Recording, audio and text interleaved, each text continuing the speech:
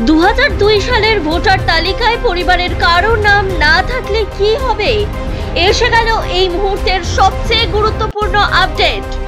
পরিবারের কোনো সদস্যের নাম 2002 সালের ভোটার তালিকায় না থাকলেও চিন্তা নেই বলেই জানা যাচ্ছে সূত্র মারফত। ভোটার তালিকায় গরমিল থাকলে কি কি নথির প্রয়োজন রয়েছে? বিএলও কর্মীরা ভোটারদের বাড়িতে কতবার যাবেন? চলছে এই নিয়ে গুরুতর প্রশিক্ষণ। নিজেকে প্রমাণ করার নথিপত্র কোনো কারণে হাতে না থাকলে কোথায় কিভাবে নথি পাবেন? আলাদা করে নথি বানিয়ে নিতে পারবেন এই সময়ের মধ্যেই। তাই অবশ্যই শেষ পর্যন্ত ভিডিও দেখুন এবং ভিডিও থেকে জেনে নিন এই কৌশল। 2002 সালের তালিকার সঙ্গে সম্পর্ক খুঁজে না পাওয়া গেলেও ওই 13টি নথির যে কোনো একটি দিতে হবে। এমনই 13টি নথি কমিশন মারফত তৈরি করে দেওয়া হয়েছে। কোন কোন নতুন নথি যোগ করা হলো, কাদের জন্য সুখবর, সবকিছুই জানিয়ে দিল নির্বাচন কমিশন। এবারে একে একে সেই নথি জোগাড় করার পালা। কিভাবে করবেন জানতে শেষ পর্যন্ত একেবারেই স্কিপ না করে দেখুন সম্পূর্ণ ভিডিওটি। এর পাশাপাশি এমনই নিত্য নতুন গুরুত্বপূর্ণ আপডেট ও কৌশল সবার আগে জেনে নেওয়ার জন্য অবশ্যই আমাদের চ্যানেলটি সাবস্ক্রাইব করে পাশে থাকা বেল আইকনটি প্রেস করে দিন এবং আমাদের 21,000 পরিবারের সদস্য হয়ে উঠুন। 2002 সালের ভোটার তালিকায় পরিবারের কারো নাম না থাকলেও এবারে আর কোনো চিন্তা নেই। চলে এলো এই মুহূর্তের সবচেয়ে বড় আপডেট। ইতিমধ্যেই রাজ্যে SIR এর প্রস্তুতি শুরু হয়ে গিয়েছে, অর্থাৎ বিশেষ নিবিড় সংশোধন প্রক্রিয়া হতে চলেছে পশ্চিমবঙ্গ রাজ্যে। গতকাল অর্থাৎ 4 নভেম্বর থেকেই মাঠে নেমে গিয়েছে SIR এর ভোটার তালিকা সংক্রান্ত কাজে নিযুক্ত BLO অর্থাৎ বুথ লেভেল অফিসাররা। তার আগে রাজ্য জুড়ে শুরু হয়েছে BLO কর্মীদের বিশেষ প্রশিক্ষণ। ভোটার তালিকায় গরমিল থাকলে কি কি নথির প্রয়োজন রয়েছে? BLO কর্মীরা ভোটারদের বাড়িতে কতবার যাবেন? কিভাবে ফর্ম বিলি করবেন? ইত্যাদি একাধিক বিষয়ে প্রসঙ্গে মালদহে প্রশিক্ষণ দেওয়া হলো BLO অর্থাৎ বুথ লেভেল অফিসারদের। প্রশিক্ষণে SIR এর 2002 সালের ভোটার তালিকা প্রসঙ্গে একাধিক তথ্য সংক্রান্ত বিষয় তুলে ধরা হয়েছে। পাশাপাশি হাতে কলমে শেখানো হয়েছে SIR ফর্ম পূরণের পদ্ধতি। এদিন মালদহের ইংরেজ বাজার ব্লকের শতাধিক বুথ লেভেল অফিসারদের প্রশিক্ষণ দেওয়া হয় ব্লক প্রশাসনের মাধ্যমে। BLO অর্থাৎ বুথ লেভেল অফিসাররা জানান, আগামী 4 নভেম্বর থেকে বাড়ি বাড়ি গিয়ে SIR ফর্ম বিলি করবেন তারা। এই ফর্মে ভোটাররা তাদের 2002 সালের ভোটার তালিকার সঙ্গে বর্তমান ভোটার তালিকার মিল দেখে SIR এর ফর্ম ফিল আপ করে জমা দেবেন। এই পদ্ধতি গতকাল অর্থাৎ 4 নভেম্বর থেকে শুরু হয়েছে। তারা আরও জানান, এক্ষেত্রে যদি কোনো ভোটারের 2002 সালের ভোটার তালিকায় নাম না থাকে তাহলে তারা 2002 সালের ভোটার তালিকায় তাদের পরিবারের বাবা মা অথবা ঠাকুরদা ঠাকুরমার নাম দেখে সেই তথ্যটি নিজেদের SIR ফর্মে ফিল আপ করে জমা করতে পারবেন। প্রক্রিয়া শুরু হওয়ার পর প্রতিটি বাড়িতে 3 বার করে ভিজিট করবেন বুথ লেভেল অফিসাররা। এক্ষেত্রে যদি একই ব্যক্তির 2 জায়গায় নাম থাকে তাহলে তাদের নাম বাদ যাওয়ার আশঙ্কা থাকছে। পাশাপাশি যদি কোনো জীবিত ব্যক্তি মৃতের তালিকায় থাকেন তাহলে সেই ক্ষেত্রে ওই ভোটারকে সশরীরে হাজির হয়ে নিজেদের BLOকে জানাতে হবে। তবে একেবারে যাদের পরিবারের কোনো সদস্যের নাম 2002 সালের ভোটার তালিকায় থাকবে না, সেই ক্ষেত্রে 12টি প্রয়োজনীয় নথি দেখে আগামী ব্যবস্থা নেওয়া হবে। যদিও 12টি নথি সংক্রান্ত বিষয়ে আপাতত স্পষ্ট নির্দেশিকা জানানো হয়নি প্রশাসনের তরফ থেকে বলে প্রশাসন সূত্রে আসা বুথ লেভেল অফিসাররা জানাচ্ছেন।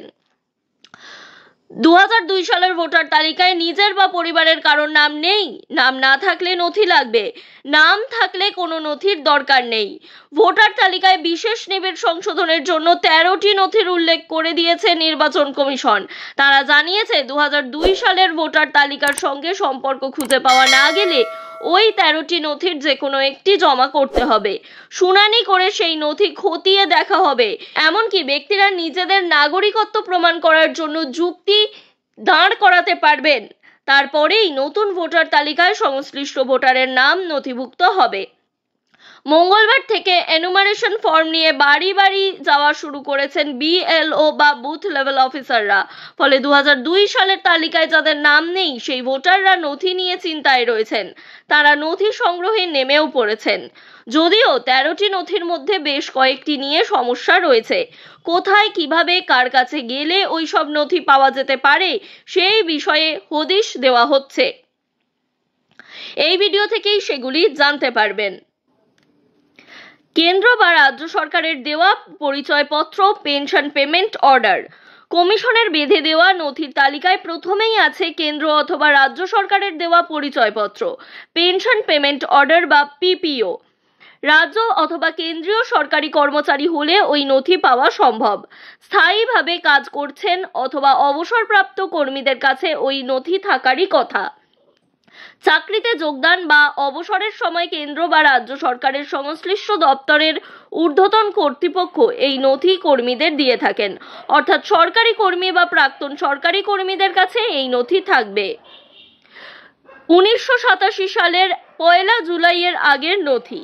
কমিশন জানিয়েছে 1987 সালের 1 জুলাইয়ের আগে কেন্দ্রীয় বা রাজ্য সরকার, স্থানীয় প্রশাসন, ব্যাংক বা ডাকঘরের সিলমোহর দেওয়া যে কোনো নথি SIR এ গ্রহণ করা হবে এবং তাদের ক্ষেত্রে আর চিন্তার কোনো কারণ থাকবে না।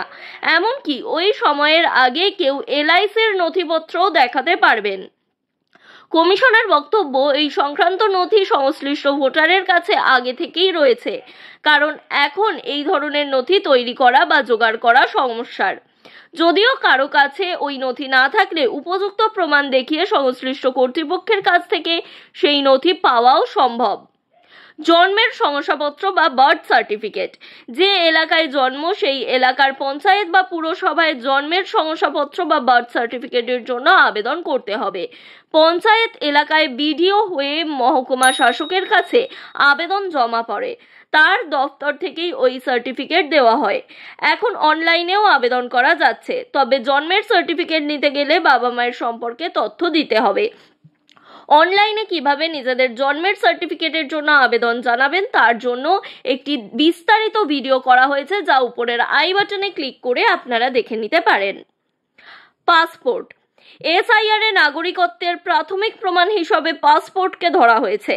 কেন্দ্রীয় সরকারের বিদেশ মন্ত্রক দেশের নাগরিকদের পাসপোর্ট দিয়ে থাকে। প্রতিটি রাজ্যে পাসপোর্টের কেন্দ্রীয় এবং আঞ্চলিক অফিস রয়েছে। সেখানে গিয়ে পাসপোর্টের জন্য আবেদন করতে হয়। অনলাইনেও আবেদন করা যায়। পাসপোর্ট দেওয়ার আগে থানা থেকে পরিচয় যাচাই করা হয়। নথি এবং তথ্যের গেরোয় এই প্রক্রিয়াটি তুলনামূলকভাবে একটু জটিল। তথ্য বলছে এ রাজ্যের মোট জনসংখ্যার 10%-এরও কম মানুষের পাসপোর্ট রয়েছে। পাসপোর্টে কিভাবে আবেদন করবেন সেই পদ্ধতিও ইতিমধ্যেই ভিডিও করে বলা হয়েছে, সেটিও আপনি উপরে আই বাটনে থাকা লিঙ্কটিতে ক্লিক করে দেখে নিতে পারেন। এবার চলে আসি শিক্ষাগত সার্টিফিকেট বা শিক্ষাগত শংসাপত্র। SIR এর নথি হিসাবে মাধ্যমিক বা তার থেকে বেশি শিক্ষাগত সার্টিফিকেটকে ধরা হয়েছে। সংশ্লিষ্ট বোর্ড এবং বিশ্ববিদ্যালয় থেকে এই শিক্ষাগত সার্টিফিকেট দেওয়া হয়। এই নথি পাওয়া কঠিন নয় একেবারেই। যারা মাধ্যমিক, উচ্চ মাধ্যমিক বা তার বেশি পড়াশোনা করেছেন সকলের কাছেই এই নথি থাকার কথা। না থাকলে সংশ্লিষ্ট শিক্ষা প্রতিষ্ঠানের সঙ্গে যোগাযোগ করতে হবে এবং এর ফলে অনায়াসেই সেই সার্টিফিকেট বা শংসাপত্র বের করে নিতে পারবেন। স্থায়ী বাসিন্দার শংসাপত্র বা সার্টিফিকেট। স্থায়ী বাসিন্দা শংসাপত্র বা ডোমিসাইল সার্টিফিকেট হলো এমন একটি সরকারি নথি যা প্রমাণ করে কোনো ব্যক্তি রাজ্যের স্থায়ী বাসিন্দা কিনা। সেই শংসাপত্র সাধারণত তহসিলদার, জেলা শাসক বা মহকুমা শাসকের অফিস থেকে দেওয়া হয়। কোনো জনপ্রতিনিধি অর্থাৎ এলাকার কাউন্সিলর বা বিধায়ক ওই শংসাপত্র দিতে পারেন না। এই সার্টিফিকেটের জন্য আবেদন করতে সাধারণত স্কুলের সার্টিফিকেট, জন্ম সার্টিফিকেট, রেশন কার্ড, ঠিকানার প্রমাণ হিসাবে জমির দলিলের মতো নথি প্রয়োজন। অনেক জায়গায় অনলাইনেও এই সার্টিফিকেটের জন্য আবেদন করা যায়। ডোমিসাইল সার্টিফিকেট পাওয়ার সম্পূর্ণ পদ্ধতি ব্যাখ্যা করা হয়েছে একটি ভিডিওতে, সেটি উপরে আই বাটনে দেওয়া লিঙ্ক থেকে ক্লিক করে দেখে নিতে পারেন। বনাধিকার শংসাপত্র। বনাধিকার শংসাপত্র বা ফরেস্ট রাইটস সার্টিফিকেট জেলা স্তরের কমিটি বা DLC অর্থাৎ বেশিরভাগ ক্ষেত্রে সংশ্লিষ্ট জেলার জেলা শাসক দিয়ে থাকেন। একটি প্রক্রিয়ার মধ্যে দিয়ে ওই সার্টিফিকেট পাওয়া যায়। প্রথমে কোনো ব্যক্তি বা সম্প্রদায়কে গ্রাম সভায় আবেদন করতে হয়। সেই আবেদন যায় মহকুমা স্তরের কমিটির কাছে। মহকুমা স্তরের কমিটি পুরো বিষয় যাচাই করে সুপারিশপত্র পাঠায় জেলা শাসকের কাছে। সমস্ত কিছু ঠিক থাকলে ওই সার্টিফিকেট জমির মালিকানা বা পাট্টা হিসাবে দেওয়া হয়। তবে যে কেউ এই সার্টিফিকেটের জন্য আবেদন করতে পারেন না। বনাঞ্চলে বসবাসকারী তফসিলি জাতি, জনজাতি এবং অন্যান্য ঐতিহ্যবাহী বনবাসীরা এই শংসাপত্র পাওয়ার যোগ্য। এই শংসাপত্র পাওয়ার অন্যতম শর্ত 2005 সালের 13 ডিসেম্বরের আগে জীবিকার প্রয়োজনে বনভূমিতে বসবাস ও চাষাবাদ করতে হবে। সেই শর্ত পূরণ না হলে এই নথি মিলবে না। জাতিগত সার্টিফিকেট। তপশিলি জাতি, জনজাতি এবং অনগ্রসর শ্রেণীর মানুষদের জাতিগত সার্টিফিকেট দেওয়া হয়।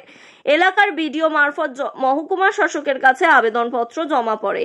তিনি সব খতিয়ে দেখে এই সার্টিফিকেট দিয়ে থাকেন। অনলাইনে বা অফলাইনে জাতিগত সার্টিফিকেটের জন্য আবেদন করা যায়। প্রথমে পঞ্চায়েত বা পুরসভায় আবেদন করতে হয়। সংশ্লিষ্ট সম্প্রদায়ের উপযুক্ত প্রমাণ ছাড়া এই সার্টিফিকেট পাওয়া যায় না। অনেক ক্ষেত্রেই এই সার্টিফিকেট পেতে পূর্বপুরুষদের নাম ও বংশের তালিকাও দিতে হয়। জাতীয় নাগরিকপঞ্জিতে নাম। জাতীয় নাগরিকপঞ্জি বা এনআরসিতে নাম থাকলে সেই এসআইআর এর জন্য নথি হিসাবে গ্রহণ করা যাবে। অসমে এনআরসি রয়েছে, সেই নথিও এই রাজ্যে ব্যবহার করা যাবে। পশ্চিমবঙ্গ সহ অনেক রাজ্যে নাগরিকত্বের এই নথি নেই, ফলে অসমে যোগসূত্র না থাকলে বাংলার এসআইআর এর ক্ষেত্রে এই নথির অস্তিত্ব নিয়ে প্রশ্ন রয়েছে। বংশলতিকার শংসাপত্র। বংশলতিকার নথি গ্রামীণ এলাকায় গ্রাম পঞ্চায়েত এবং শহরাঞ্চলে পুরসভার অফিসে সংরক্ষিত থাকে। সেখানে গিয়েই আবেদন করতে হয়। এই নথি পাওয়ার জন্য ঠিকানার প্রমাণপত্র, পরিচয়পত্র এবং পরিবারের সদস্যদের তালিকা জমা দিতে হয়। দায়িত্বপ্রাপ্ত আধিকারিককে ট্রি আকারে বংশের তালিকা বোঝাতে হয়। তিনি সন্তুষ্ট হলে সেই সার্টিফিকেট প্রদান করেন। সরকারের দেওয়া জমির নথি। সম্পত্তি হস্তান্তরযোগ্য নয় এমন জমির ক্ষেত্রে এই সার্টিফিকেট দেওয়া হয়। কোনো ব্যক্তির জমি বা বাড়ির অধিকারের জন্য সার্টিফিকেট দেয় সরকার। ই সম্পদ পোর্টালে আবেদন করে এই সার্টিফিকেট পাওয়া যায়। এই বিষয়ে যদি আপনারা বিস্তারিত ভিডিও চান তাহলে অবশ্যই কমেন্ট করে জানান। আপনাদের কমেন্ট এলে তবে আমরা এই জমির নথি কিভাবে সরকারের কাছ থেকে আবেদন জানিয়ে নিয়ে নেবেন তার একটি বিস্তারিত ভিডিও করে আপনাদের দেখিয়ে দেব। আধার কার্ড। আধার কার্ড পরিচয়পত্রের প্রমাণ। একটি নির্দিষ্ট সময় পরে বিদেশি নাগরিকরাও আধার কার্ড তৈরি করতে পারেন। এটি নাগরিকত্বের প্রমাণ নয়, কিন্তু সুপ্রিম কোর্ট পরিচয়পত্র হিসেবে এই নথি ব্যবহার করতে বলেছে। সেই মতোই নির্বাচন কমিশন জানিয়েছে আধার কার্ডের সঙ্গে নির্দিষ্ট অন্য 12টি নথির মধ্যে যে কোনো একটি দিতে হবে। আধার কার্ড দিয়ে আবেদন করা গেলেও ভোটার তালিকায় নাম নথিভুক্ত হবে না। বিহারের এসআইআর নথি। নিবিড় সংশোধনের 13তম নথিতে রয়েছে বিহারের এসআইআর করে সেখানে আগেই ভোটার তালিকায় নাম ঝাড়াই বাছাই হয়ে গিয়েছে। সেই তালিকারও ভূমিকা রয়েছে পশ্চিমবঙ্গের এসআইআর এর ক্ষেত্রে। যেমন কেউ পশ্চিমবঙ্গের ভোটার অথচ এ রাজ্যের 2002 সালের তালিকার সঙ্গে কোনো সম্পর্ক নেই, কিন্তু বিহারের নতুন তালিকায় তার পরিবারের সদস্যের নাম রয়েছে। কমিশন মনে করছে ওই ব্যক্তি ভারতেরই নাগরিক। তিনি পশ্চিমবঙ্গের ভোটার হিসাবে তার নাম নথিভুক্ত করাতে পারবেন। তাই পশ্চিমবঙ্গের কোনো ভোটারের পরিবারের কারোর নাম বিহারের তালিকায় থাকলে তা নথি হিসাবে গ্রহণযোগ্য হবে বলে জানিয়েছে কমিশন। এসআইআর এ কমিশন আধার কার্ড সহ এই 13টি নথির উল্লেখ করেছে। একই সঙ্গে তারা জানিয়েছে এর বাইরেও কোনো নথি বা তথ্য ভারতের নাগরিকত্বের প্রমাণ দিতে পারলে তাও গ্রহণ করা হবে। কমিশনের ব্যাখ্যা, 2002 সালের তালিকায় নিজের অথবা বাবা মায়ের নাম এমনকি দাদু ঠাকুমার নাম থাকলে কোনো নথি জমা দিতে হবে না। কোন বুথে নাম রয়েছে বিএলওকে সেই তথ্য দিয়ে এনুমারেশন ফর্মে আবেদন করলেই সংশোধিত ভোটার তালিকায় নাম উঠে যাবে। 23 বছর আগের তালিকায় নাম না থাকলে আগে উল্লেখিত 13টির মধ্যে যে কোনো একটি নথি দেওয়ার কথা বলা হয়েছে। তবে শুধু নথি জমা দিলেই হবে না, নথি জমা পড়ার পরে সংশ্লিষ্ট ব্যক্তিদের ডেকে পাঠিয়ে তা যাচাইও করতে পারেন ইআরওরা। তাই সন্তুষ্ট হলে তবেই চূড়ান্ত তালিকায় নাম উঠবে। অর্থাৎ এসআইআর নিয়ে ভালো মতোই কড়াকড়ির খবর পাওয়া যাচ্ছে। এই বিষয়ে আপনাদের মতামত অবশ্যই কমেন্ট করে জানাবেন এবং আপনার আশেপাশে থাকা মানুষদের ভোটার এসআইআর, বিশেষত বাংলার ভোটার এসআইআর সম্পর্কিত বিভিন্ন ভুল ধারণা দূরে সরিয়ে দিতে অবশ্যই বিপুল পরিমাণে ভিডিওটি শেয়ার করুন এবং সঙ্গে থাকুন।